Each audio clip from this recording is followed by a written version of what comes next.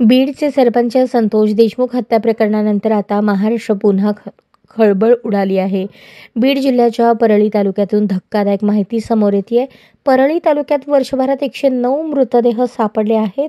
109 जणांचा मृतदेह हा अनैसर्गिक असल्याची नोंद झाली आहे. पोलिसांकडे फक्त 5 खुनांची नोंद आहे. परळीत दर 3 दिवसांनी एक मृतदेह सापडतो. परळीत वर्षभरात एवढे मृतदेह सापडतातच कसे, असा प्रश्न उपस्थित होत आहे. गेल्या वर्षभरात परळी तालुक्यात तब्बल 109 मृतदेह आढळून आले. या सगळ्यांची अनैसर्गिक मृत्यू म्हणून नोंद आहे.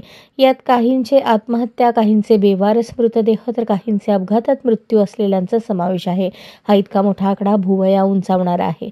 दरम्यान पोलिसांच्या माहितीनुसार परळीत वर्षभरात अवघे 5 खून झालेत. त्यामुळे हा आलेला आकडा पोलीस तपासाचा भाग आहे. मात्र फक्त परळी तालुक्यात इतके मृतदेह आढळून येणं हे धक्कादायक आहे. परळी तालुक्यात गेल्या वर्षभरात 109 मृतदेह पोलिसांना आढळून आले.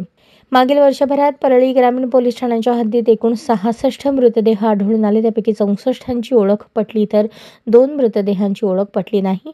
परळी शहर पोलीस ठाणे हद्दीत एकूण 17 मृतदेह आढळले. सर्वांची ओळख पटली.